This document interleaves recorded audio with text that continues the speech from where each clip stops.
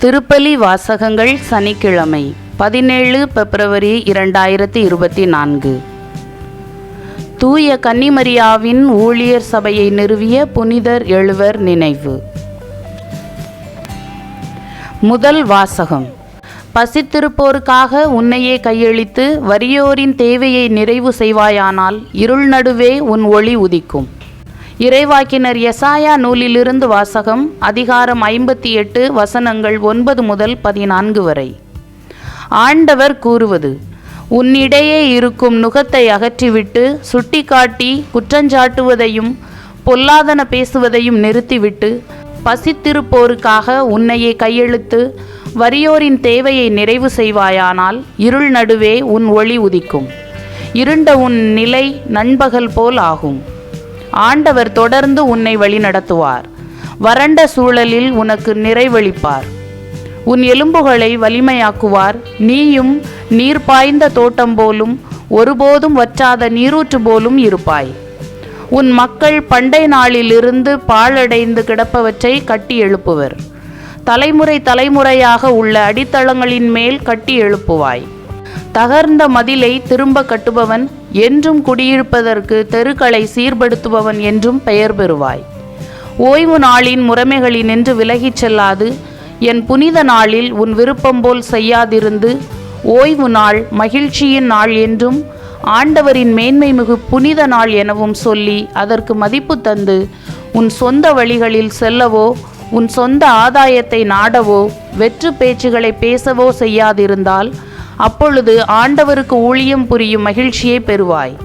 நானோ மண்ணுலகின் உயர்விடங்களில் உன்னை வலம் வரச் செய்வேன். உன் மூதாதையாகிய யாக்கோபின் உரிமை சொத்தின் மூலம் உனக்கு உணவளிப்பேன். ஆண்டவரின் வாய் இதை உரைத்தது. இது ஆண்டவரின் அருள்வாக்கு. இறைவா உமக்கு நன்றி. பதிலுரை பாடல். ஆண்டவரே உமது வழியை எனக்கு கற்பியும். ஆண்டவரே எனக்கு செவி சாய்த்து பதிலளியும். ஏனெனில் நான் எளியவன் வறியவன். என் உயிரை காத்தருளும். ஏனெனில் நான் உம்மீது பற்றுடையவன். உம் ஊழியனை காத்தருளும். நீரே என் கடவுள். நான் உம்மீது நம்பிக்கை கொண்டுள்ளேன். ஆண்டவரே உமது வழியை எனக்கு கற்பியும். என் தலைவரே என்மேல் இரக்கமாயிரும். ஏனெனில் நாள் முழுவதும் உம்மை நோக்கி மன்றாடுகிறேன். உம் அடியானின் மனதை மகிழச் செய்யும். என் தலைவரே உம்மை நோக்கி என் உள்ளத்தை உயர்த்துகின்றேன். ஆண்டவரே உமது வழியை எனக்கு கற்பியும். ஏனெனில் என் தலைவரே நீர் நல்லவர் மன்னிப்பவர். உம்மை நோக்கி மன்றாடும் அனைவருக்கும் பேரன்பு காட்டுபவர். ஆண்டவரே என் வேண்டுதலுக்கு செவிகொடும். உம் உதவியை நாடும் என் குரலை கேட்டருளும். ஆண்டவரே உமது வழியை எனக்கு கற்பியும். நற்செய்தி வாசகம். நேர்மையாளர்களை அல்ல பாவிகளையே மனம் மாற அழைக்க வந்தேன். லூக்கா எழுதிய தூய நற்செய்தியிலிருந்து வாசகம். அதிகாரம் 5 வசனங்கள் 27 முதல் 32 வரை. அக்காலத்தில் இயேசு சுங்கச்சாவடியில் அமர்ந்திருந்த லேவி எனும் பெயருடைய வரி தண்டுபவர் ஒருவரை கண்டார். அவரிடம் என்னை பின்பற்றி வா என்றார். அவர் அனைத்தையும் விட்டுவிட்டு எழுந்து இயேசுவை பின்பற்றி சென்றார். இந்த லேவி தம் வீட்டில் அவருக்கு ஒரு பெரிய விருந்து அளித்தார். வரி தண்டுபவர்களும் மற்றவர்களும் பெருந்திரளாய் அவர்களோடு பந்தியில் அமர்ந்தார்கள். பரிசேயர்களும் அவர்களைச் சேர்ந்த மறைநூல் அறிஞர்களும் முணுமுணுத்து இயேசுவின் சீடரிடம், வரி தண்டுபவர்களோடும் பாவிகளோடும் சேர்ந்து நீங்கள் உண்பதும் குடிப்பதும் ஏன் என்று கேட்டனர். இயேசு அவர்களுக்கு மறுமொழியாக, நோயற்றவருக்கு அல்ல நோயுற்றவருக்கே மருத்துவர் தேவை. நேர்மையாளர்களை அல்ல பாவிகளையே மனம் மாற அழைக்க வந்தேன் என்றார். இது ஆண்டவரின் அருள்வாக்கு. கிறிஸ்துவே உமக்கு புகழ். விண்ணுலகில் இருக்கிற எங்கள் தந்தையே, உமது பெயர் தூயது என போற்றப் பெறுக. உமது ஆட்சி வருக.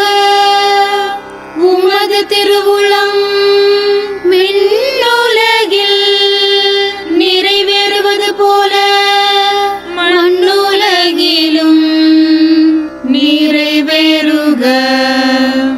எங்கள் அன்றாட உணவை இன்று எங்களுக்கு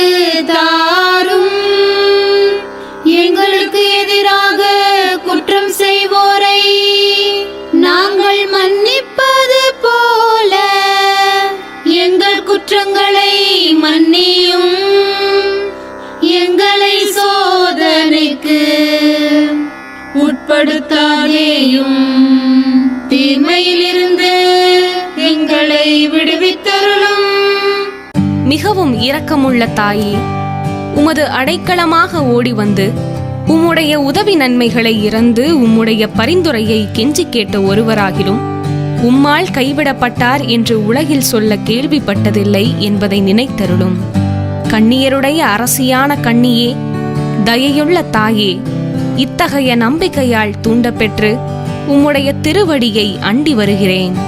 பெருமூச்சுடனும் அழுகையுடனும் பாவி நான் உம் கருணைக்கு காத்துக்கொண்டு உம் திருமுன் நிற்கிறேன். மனு உருவான வாக்கின் அன்னையே, என் மன்றாட்டை புறக்கணியாமல் எனக்காக தயவாய் வேண்டிக் கொள்ளும். ஆமேன். அமலோற்பவியான புனித மரியாயே, பாவிகளுக்கு அடைக்கலமே, இதோ உம்முடைய அடைக்கலமாக ஓடி வந்தோம். எங்கள் பேரில் இரக்கமாயிருந்து எங்களுக்காக உம் திருமைந்தனை வேண்டிக் கொள்ளும்.